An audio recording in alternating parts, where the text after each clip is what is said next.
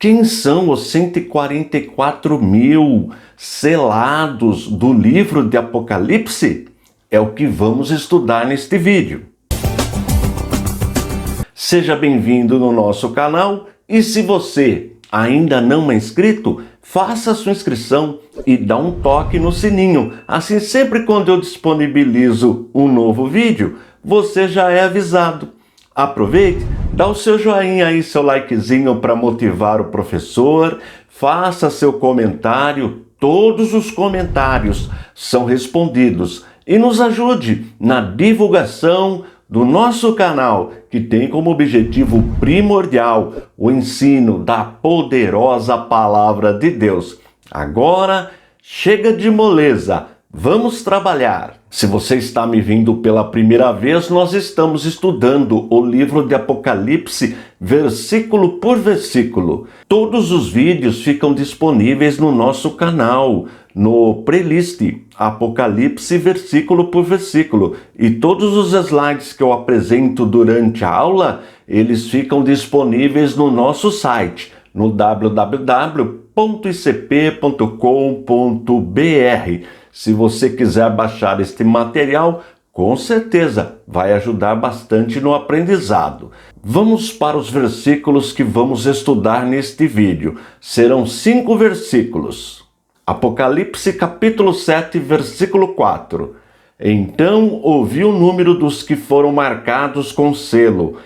Eram 144 mil de todas as tribos dos filhos de Israel.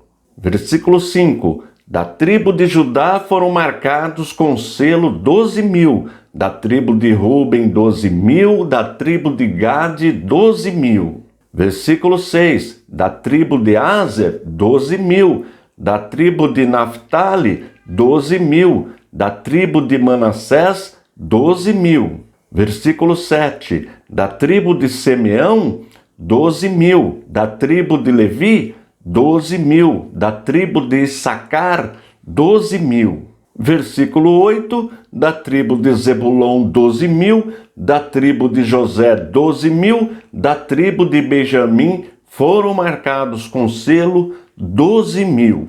Eu fiz uma tabela com base nos versículos que acabamos de ver. Observe, são 12 nomes, começando com Judá e terminando com Benjamim.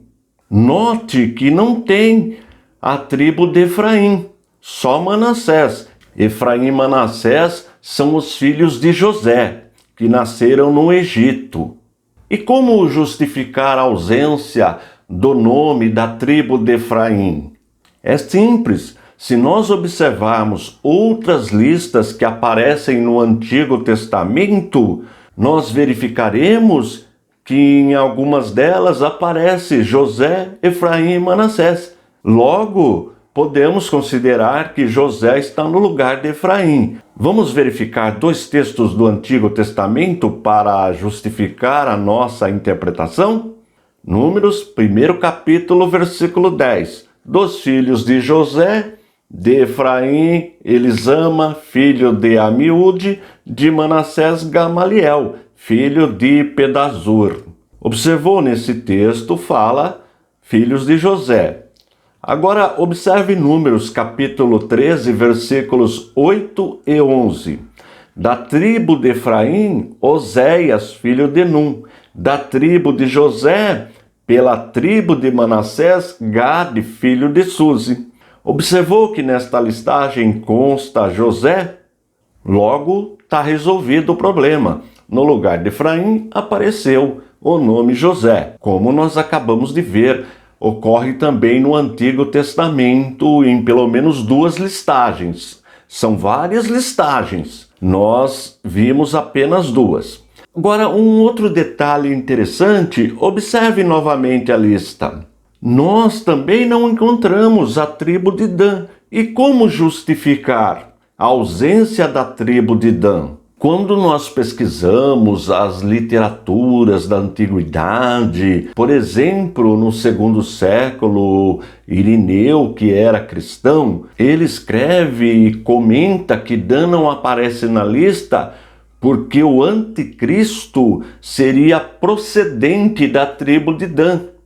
E esta interpretação ele justifica com os escritos dos rabinos do período interbíblico.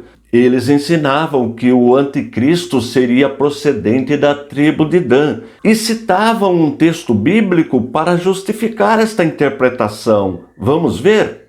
Gênesis capítulo 49, versículos 16 e 17. Dan julgará o seu povo como uma das tribos de Israel. Dan será uma serpente junto ao caminho, uma víbora junto à vereda, que morde o calcanhar do cavalo e faz o seu cavaleiro cair para trás. Com base nestes textos, os rabinos ensinavam, e isto foi citado por Irineu no segundo século, que Dan é como uma serpente. Eles dizem que o anticristo é a serpente que iria dominar o povo e depois trairia o povo. Olha que interpretação! Daí os intérpretes ensinarem que o anticristo será procedente da tribo de Dan. Olha que interpretação importante e interessante, e não são poucos os teólogos que interpretam desta forma, para justificar a ausência da tribo de Dan no livro de Apocalipse que acabamos de ler.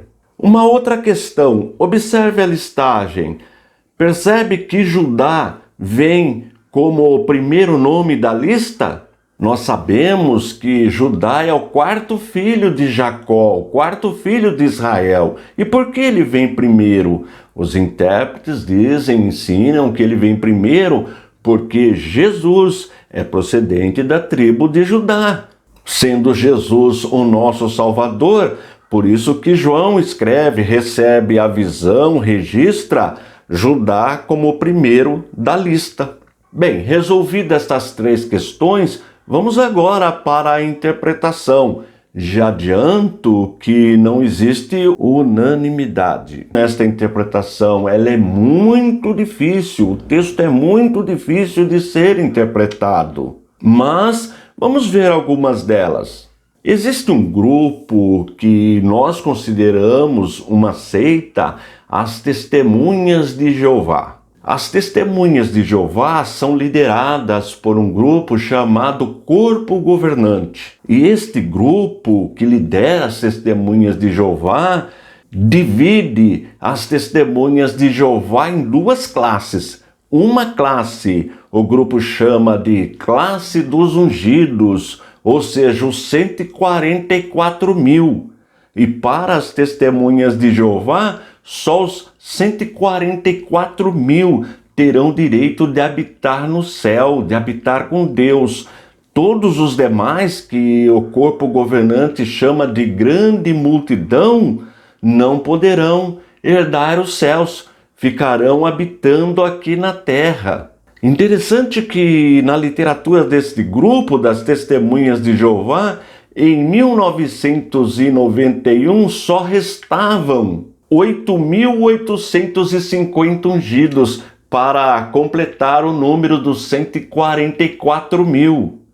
Veja que esta interpretação é absurda. Não existe base bíblica para esta interpretação.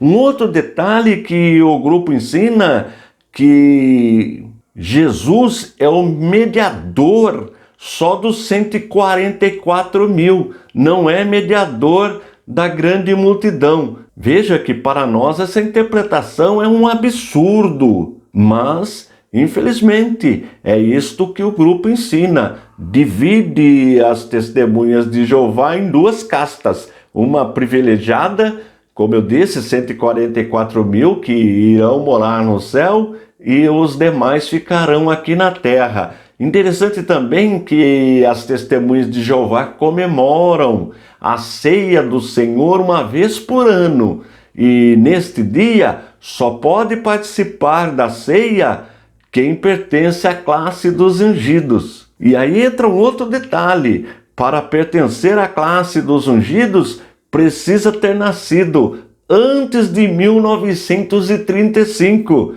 outra interpretação absurda. Agora é só fazer a conta. Quem nasceu em 1935, quantos anos teria hoje? Logo, praticamente ninguém participa mais da ceia do Senhor lá no Salão do Reino, que eles nem chamam de ceia do Senhor, chamam de refeição noturna, que é comemorada anualmente. E tudo isso eu ensino nos meus vídeos sobre as testemunhas de Jeová, que estão aí no playlist.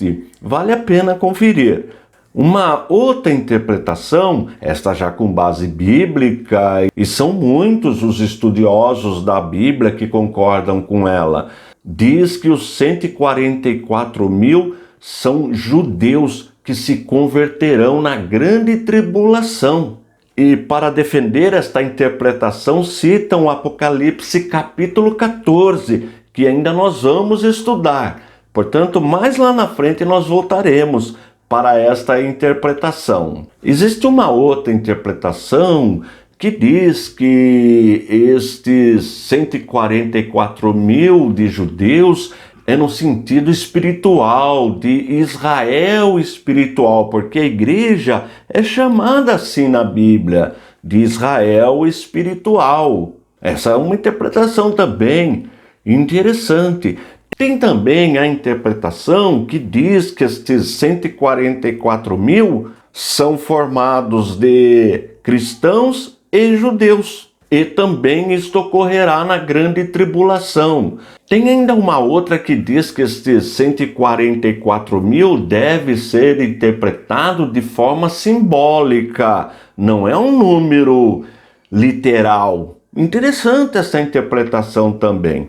E como a nossa instituição, o ICP, Instituto Cristão de Pesquisas, que está no Brasil desde 1983, ajudando a igreja no ensino da palavra de Deus e no combate às seitas, heresias, nós aceitamos as interpretações desde que elas não firam a palavra de Deus. Portanto, se você consultar as obras dos teólogos piedosos, daqueles que têm compromisso com Deus, você vai encontrar mais de uma interpretação. Mas um ponto é comum entre todas elas.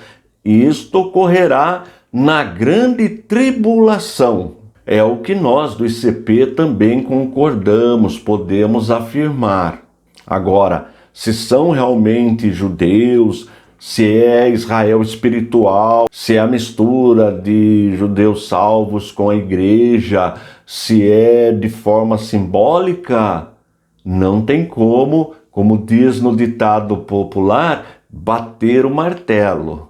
Por isso que nós aceitamos e respeitamos mais de uma interpretação. Claro, friso novamente, desde que a interpretação não fira a palavra de Deus. Na próxima aula nós vamos continuar o nosso estudo sobre o livro de Apocalipse, versículo por versículo. Não vai perder a próxima aula e continue nos ajudando na divulgação do nosso canal, que, como eu disse, tem como objetivo o ensino da poderosa palavra de Deus. Estou indo embora, forte abraço e fique na paz de nosso Senhor e Salvador, Jesus Cristo.